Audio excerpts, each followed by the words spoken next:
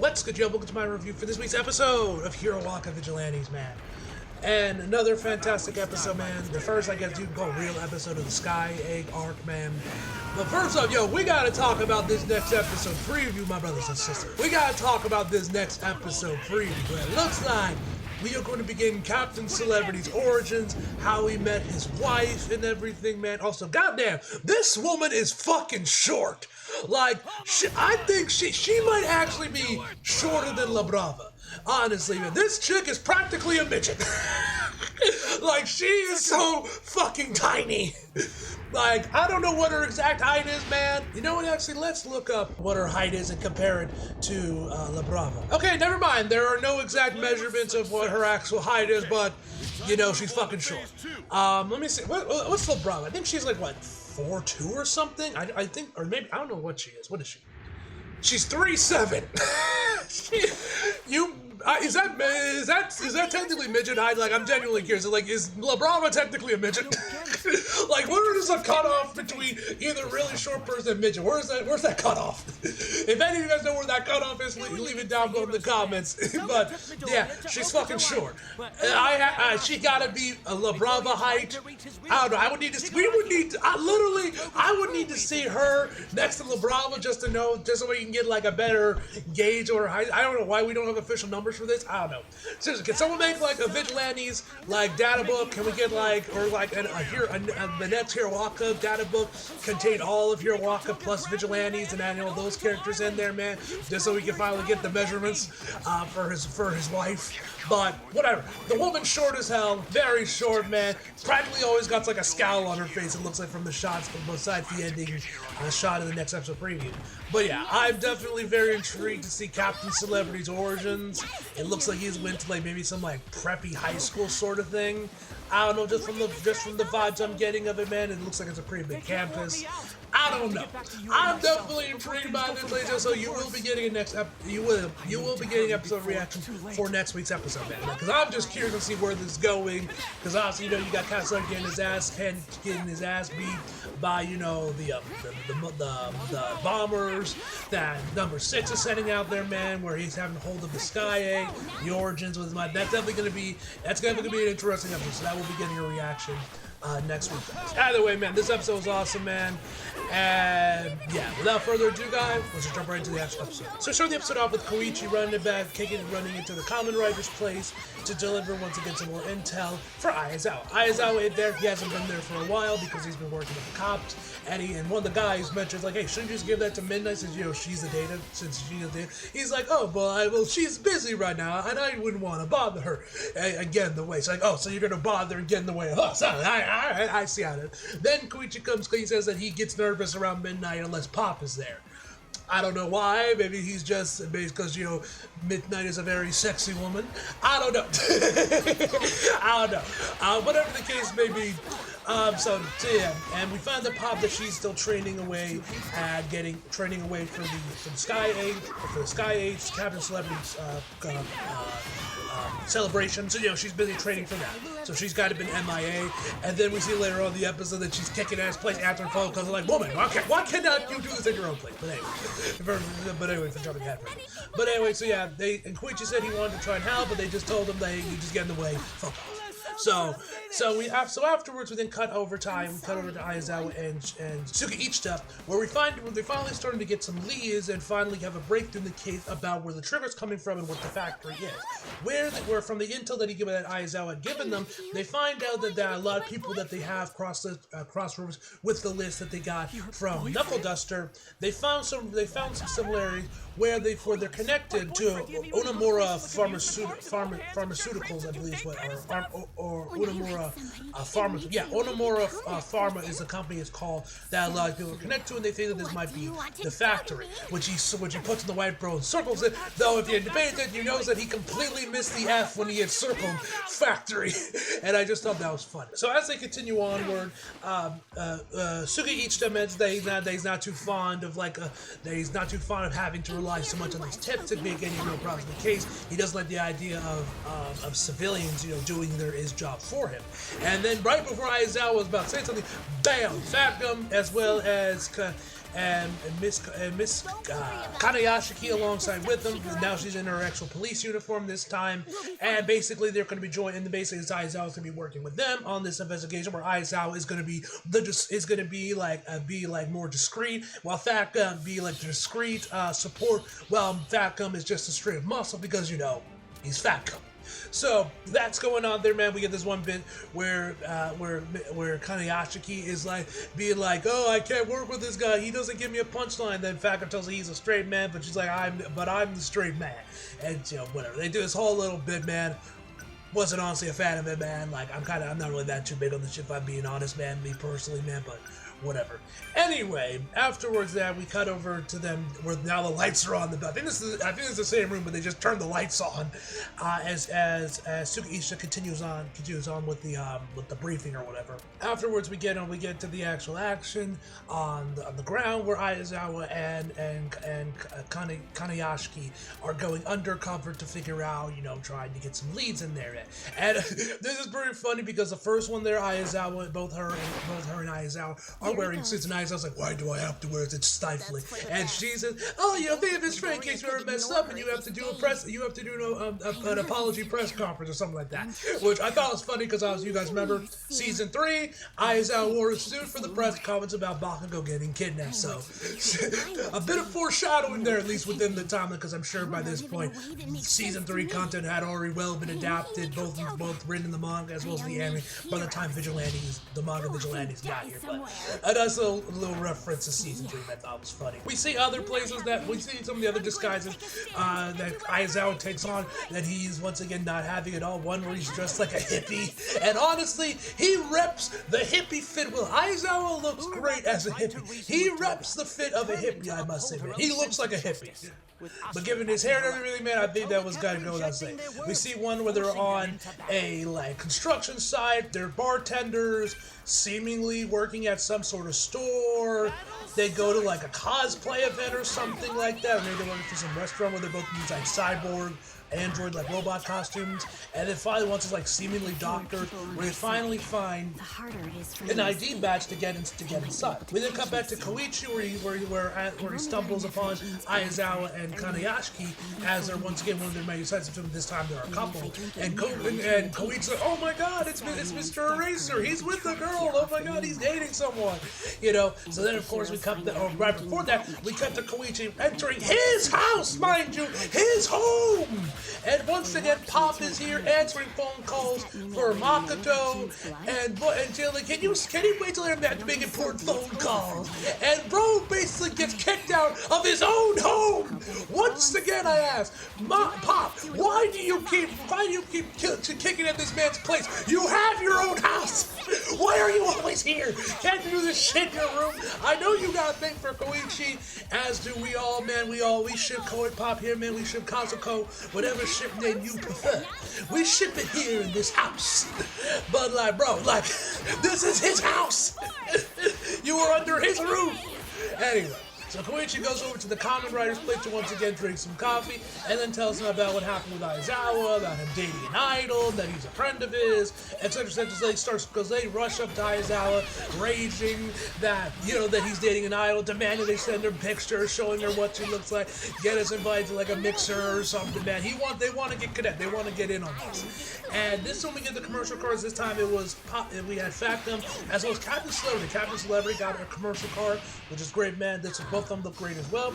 And then we cut to the Sky Egg itself. And then we get to the big thing about this episode that I'm sure all of you guys saw on Twitter by this point. Izuku gets a cameo here where he's out there with Inko at the Sky Egg for Captain Celebrity Celebration. And for some reason he is wearing Captain Celebrity merch. I have to ask, who the hell put Captain Celebrity's merch on him? Whoever that is, fire them. Bro should be wearing all my merch. Get this bum's merch off my goat, man. This I cannot stand. This is a travesty, if you dare say, man. What the fuck is this? Why you got him in this bum's merch? Get this bum's merch off my goat, man. Seriously. But yeah, that was pretty cool to see Izuku, man. I think he also apparently has another cameo where he's in his middle school outfit, but that was way earlier, season 1 content, but seemingly got cut out, seemingly probably probably for the same reason why Inko is skinny here while in the manga she was fat, to once again fix the timeline, because, you know, the timelines apparently were off for Vigilantes initially, and this kind of like, with the anime, it kind of like resets everything, makes sure everything is actually, you know, actually works, actually makes sense, and works within the timeline between what Vigilantes takes place in the main series. So, I'm assuming maybe they'll put that in the back half of the series, man, or then we'll get to see Izuku when he's like in that shot of Izuku in middle school, but yeah, this isn't, I guess this is meant to replace that one for these, but anyway, it's cool to see that Izuku got a cameo, regardless, man. It's always good to see my boy. I would like to see, I do wonder if they'll ever get like any legit screen time, though, like, we'll see maybe like, or we'll get to hear Justin at all, I don't know, but that would be kind of cool. We got to see Koichi, or rather Izuku actually get some dialogue and whatnot in Vigilantes and all. Speaking of Koichi, actually guys, I forgot to mention this guy, as some of you guys may remember, I believe this was probably mentioned in my second episode review, or might be my first one because of it being the same day Samalum and everything, man. But I mentioned how Koichi's voice actor, how he had like no credits, dude was practically a ghost, had no social media presence whatsoever, man. And I was kind of shocked that he like seemingly was around my age, but had like no social media, because, you know, actors nowadays always have social media to like, you know, help them get roles and whatnot, man. So I found it bizarre that someone that was definitely young and probably around my age had like no social media presence, was practically a ghost with hardly any major credits to his name. Well, I literally just found out the dude is in fact on Instagram.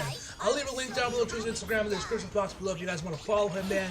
Yeah, the first time he posted something was in October of last year, so, you know, a bit after Vigilantes had aired that he finally got on social media, but he does have an Instagram. As far as I know, he doesn't have a Twitter, but he is on Instagram, so you guys want to follow him. I'll leave a link to that down below in the description in case you want to follow him. Anyway. So yeah, that's it. That's the story for that, guys. So yeah, want to quickly mention, because I literally just discovered this, man. I was literally looking while I was googling for stuff. I saw a video on like a Google thing about an interview that he did. I was like, an interview? The fuck? How'd they even get in contact with him? He has like no email, no social media, no Twitter, no Instagram. He doesn't even have like a website or something like that. So I was like, how the fuck did they find him? I checked the video, checked the description. They linked the Instagram. So oh, okay, he's on Instagram. So just wanted to quickly mention that, guys, in case you guys did not know. He's on Instagram. I'll leave a link down below if you want to go follow Koichi's English voice actor, because he's great. I already followed him. The second I found him, I immediately followed him. Anyway, also, he's like, the prints he got for Koichi, man, are pretty good. He actually got one with Izuku, which I thought was pretty cool. Anyway, so the celebration actually begins. We see Midnight, Best Genius, Ingenium, a bunch of heroes come in there, man. Of course, we got the Wow Wow Pussycats. Once again, they have no dialogue, so no Jeremy dialogue, so no Jeremy for me, man, which sucks. But anyway, Captain Celebrity eventually shows up. Pop, Steph, and the others come out there, do their whole routine, man. Which I gotta say, Pop looks amazing in the Captain Celebrity cheerleader outfit, I must say. It looks amazing. Definitely without the visor, she looks better without the visor than with the visor. And honestly, whenever she gets added to Ultra Rumble, which I think is going to happen, assuming the game obviously stays successful for long enough, I think we will start seeing Vigilantes characters get added to the game. I hope that this is like one of her skins is this one of her like immediate skins that she's available like in her banner whenever she comes to the game. Whatever that might be, man, because it probably won't be until after the anime ends until we see some Vigilantes characters finally get added to the game, I would assume. Anyway, but yeah, so then Captain Celebrity does his whole thing where he like gets the three little girls from the previous episode, man, does some stuff with them.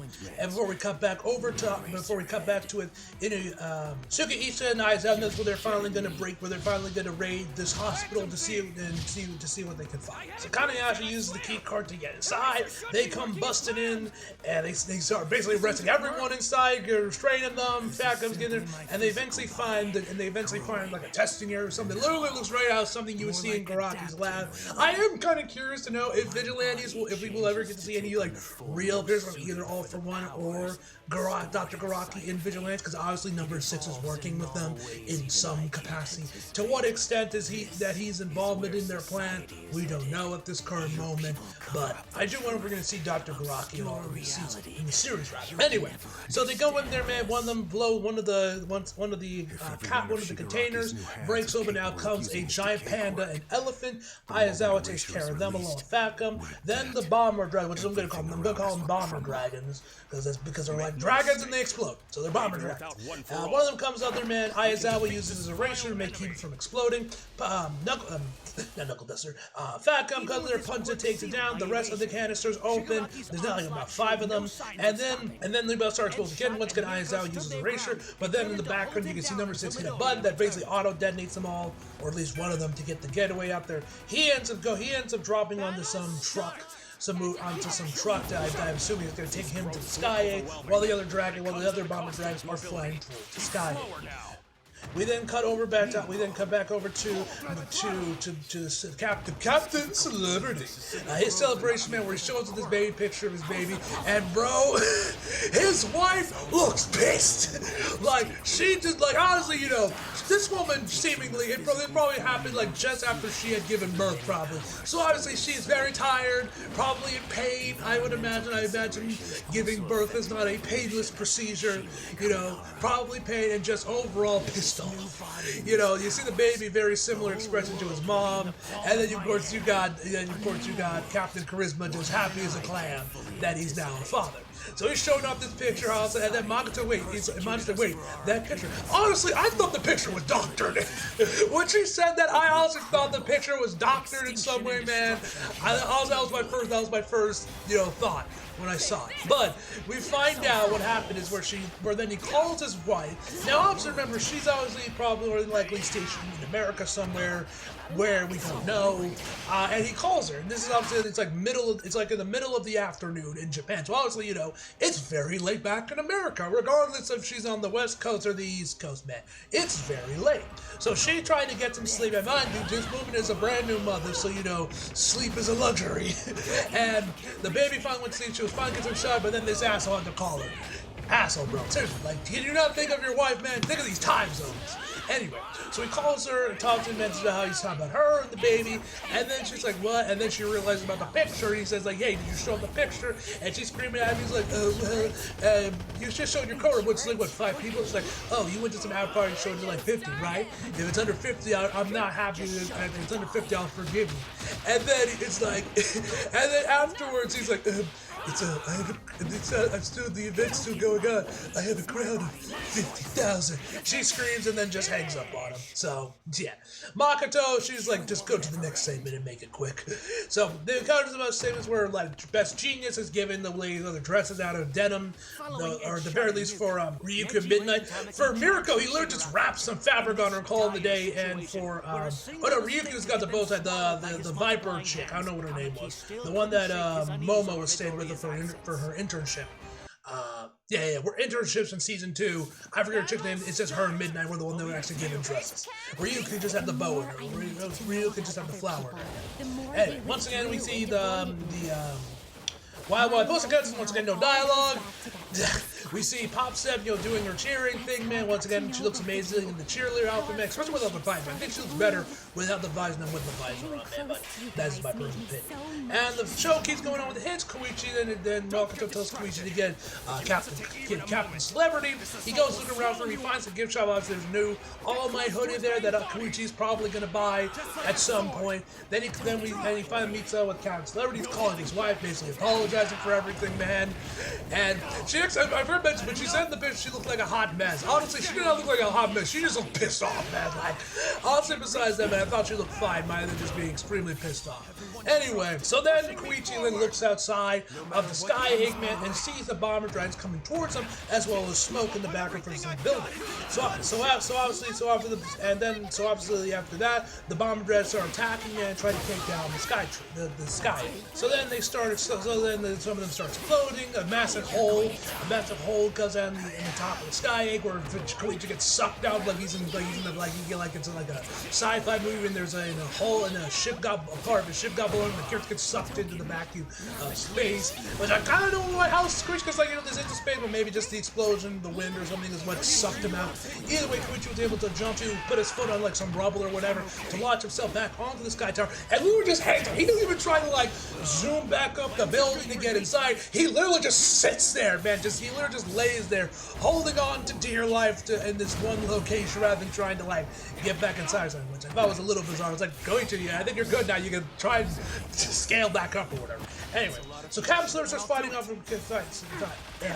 off the dragon bombers. Some of them start blowing up, but of course he's got his barrier. He's a-okay. Afterwards, they start making a beeline toward the Sky Tree. One of them lands basically left right under Koichi, blows up, and then this is when the Sky Egg starts to tip over a little bit. Captain Celebrity gets under it to hold it in place, man. And one of the dragon bombers goes in there and starts punching him, giving him with each releasing explosion, and all its hands get blown off. But number 6 points out they gave him all regeneration quirks, so they can just basically attack him infinitely, and we'll see just how long he can last before he finally, falls down. Also, one other thing I thought was also a little bit weird with this episode is that after Captain Celebrity says, "Oh, come on here, I can take all your pin. You want to explode that bad? Come on, I can take them." And right after that, it cuts to the shot of one of them, and it's completely 3D. Mind you, the dragons up to this point have basically almost been exclusively 2D. There might have been some wide shots where they might have switched to 3D models, but nothing that was super noticeable in this episode or the previous episode. But then randomly for this one close-up shot on the dragon where he's barely moving at the same time, it's fully CG, and in the shot right afterwards, it's back to 2D. I just thought that was bizarre, this switch up for this scene in particular being 2D 3D when it barely moves, and for the very next shot, it's back to 2D where it moves a lot more. Just thought that was weird. I would say maybe they were short on time and they just said fucking make it 3D, but like I assume all the episodes were turned in to both Crunchyroll and whatever TV station that the Vigilantes airs on before its air date, like Mob Psycho season 3, and since I'm pretty sure the reason why it has the same ensemble along with that, obviously Crunchyroll was on the production committee, but I just thought that was a bit weird. I feel like time wasn't probably much of an issue, especially for something like this, but I don't know, I thought that was just a bizarre choice. Anyway, that's basically where the episode ends with the dragon keep punching in Captain Celebrity. Like I mentioned before, next episode preview, man, I'm very intrigued by that episode, man. You guys will be getting an episode reaction for that episode. So yeah. Also, you guys may have noticed I didn't mention anything about Sokka this one episode. I think this might be the first and one of the only episodes of Hero Waka where there is literally maybe one scene with Knuckle Duster. How do I keep saying Knuckle Duster? Captain Celebrity is like flying around with the dragons, though most of it's 3D, but I think Captain Celebrity is 2D. I feel that's the one thing that's maybe the only Sakuga moment of the episode, man. So this might be the first one where there's literally nothing. Last week, like I said, didn't have anything, and I ended up having to post both the 2 Sakuga cuts on Sakaburo. I was shocked that I even got away with that, man, because like I said, there's usually someone that's on this, but for this episode and the previous episode, there was nothing when I checked Sakaburo. And so we're checking right now to see if anyone's posted anything at the current moment. Let me see. Yeah, nothing. It's just my post and the Genga. It's just my post for the last episode, man. But yeah, there wasn't really anything really big animation-wise for this episode. Maybe next week might have some more, probably, given it's a bigger episode. We'll have to wait and see on that result. Anyway, guys, overall, this episode of 9 out of 10. Guys, hope you guys enjoyed the video. If you liked it, if you did, subscribe if you're new. Follow me on social media if you like it. Links are trust below. And as always, subscribe for more. See you guys next time.